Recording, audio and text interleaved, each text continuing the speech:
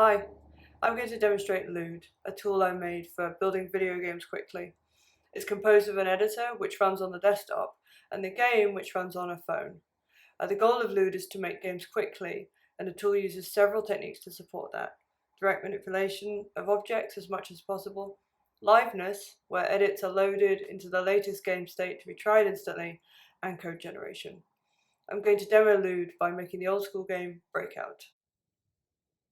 So we start by adding an object that's going to be the ball, um, and we set its type to ball, and then we make it a bit bigger so that it makes it easier to draw. And we choose a nice yellow colour and draw in the ball.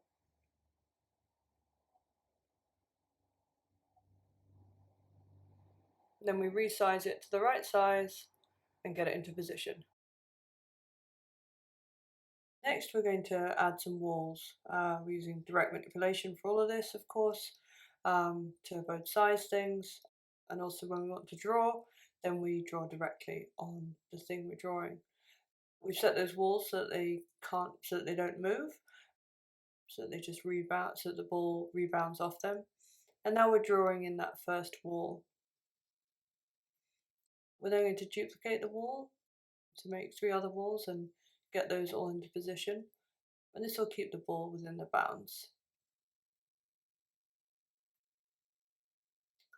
Now let's add a button that will start the game off. And when this button's tapped in the game, then it will set the ball moving. So we've got the button, it's got the right text on it, but now we need to add some behavior. So we're going to use some code generation to do that.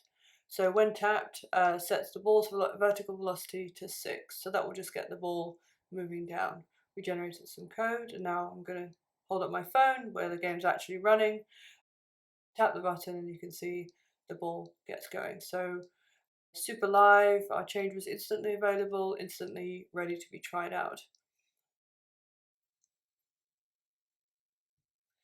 Next we're going to add a paddle, which is what the player controls in the game. So the player will be able to tap to move the paddle around. So we'll draw that in a nice green colour.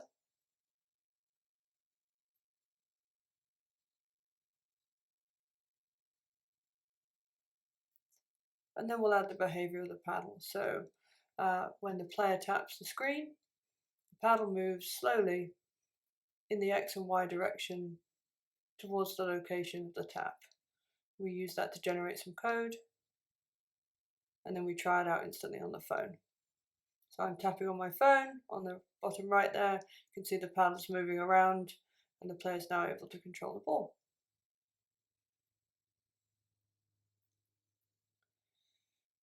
Next we want to add some slightly more sophisticated behaviour. So I've selected both the ball and the paddle so I can talk about them both at the same time. And we want to make it so that the player has a bit more control over the ball. So if the ball hits kind of farish to the left of the paddle, it should sort of ping off more sharply to the left. And if the ball hits more to the right of the paddle, it should ping off more sharply to the right. And so this way the player can direct the ball more intentionally. So we're using that description to generate some more code, which controls how the ball collides off the paddle. And then we get to test it out instantly, and you can see that it bounces off much more sharply when it hits on that left-hand side there. So now we want to limit the speed of the ball, so we want it to never go above a speed of 6, just so that it doesn't gather too much momentum and start going at super fast speeds. So let's test that, and that looks pretty good.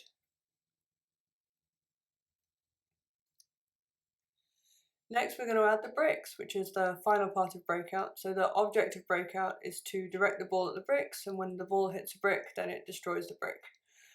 So we'll add in a nice orange coloured brick there. And then we'll use direct manipulation again to add in some more bricks. And so notice how all of these changes are instantly being loaded in the game on the right, which I've screen shared on the top right there. And now I'm going to talk about the behavior. Again, we can talk about 2 objects or more objects at the same time. So when the brick detects it's collided with the ball, move the brick down by 600 pixels. So that just moves it off the screen and makes it look like it's been destroyed. Let's test that out instantly. And there go the bricks.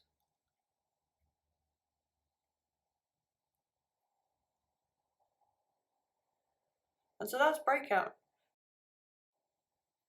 And we'll just do one more thing. So we want to be able to replay the game after we've beaten it. So we're now adding more specifications to say when tapped, moved all when that play button's tapped, move all the bricks back on screen. We generate the code for that,